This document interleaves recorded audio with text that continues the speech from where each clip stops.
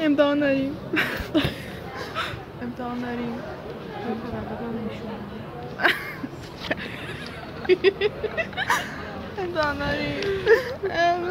یالا پاس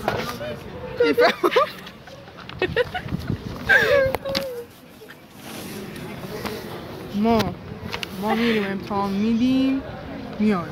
ما میتوانیم. چطور بود؟ عالی. خواست دست منو تقلبا استفاده نشه. بابا بچه خوبی هستی. خداحافظ.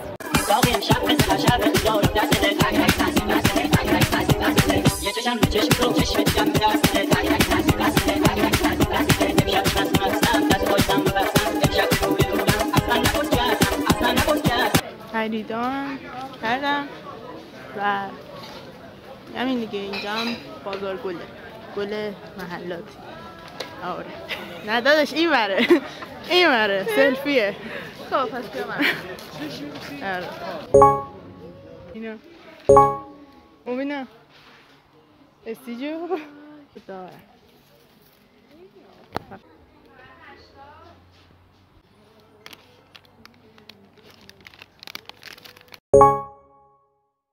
وسایل مورد نیاز. البته این تخم مرغی خیلی خوبه، حتما بخرید.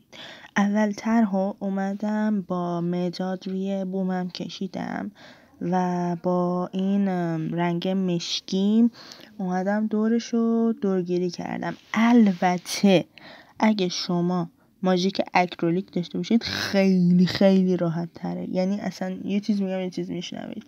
و اینکه آره قلموی منم خوب نبود یه خورده پهن و نازک و اینا میشدش، ولی خب دیگه چیکار کنم.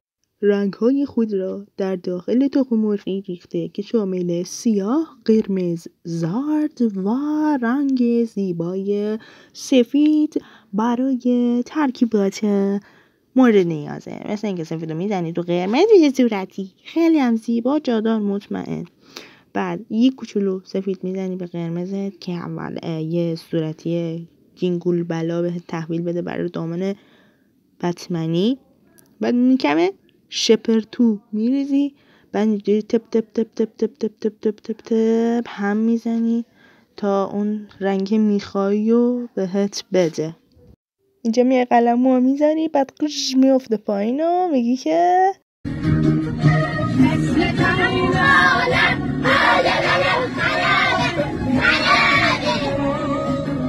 البته خدا رو شکر مامانم ندیده.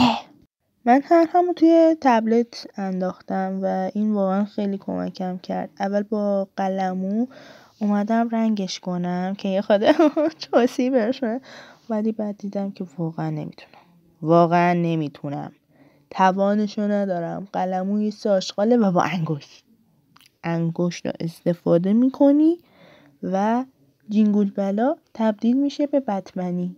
به به چقدر زیبا. و برای رنگ زمینه من دوست نداشتم صورتی باشه، زرد میزنم و اصلا هم مهم نیستش که طرف دوست داره یا نداره، من دوست دارم. آره. و باب اسفنجی قشنگمو میبینید و از باب اسفنجی باید تشخیص بدید که من زرد خیلی خیلی خیلی دوست میدارم. بله 100%. وای فاجعه اینجا بود. من اومدم اول با روان نویس این جزئیاتشو درست کردم و که خیلی قشنگ زیبا مطمئن شدش، ولی یه بدبختی شد. شما وقتی که بخوای وارنیش بزنی این میشه. شاید بخوای بدونی وارنیش چیه. وارنیش در از ضد آب کننده است و در نهایت هم نقاشی شاید این مرسی که تا هرش بودی. خداحافظ.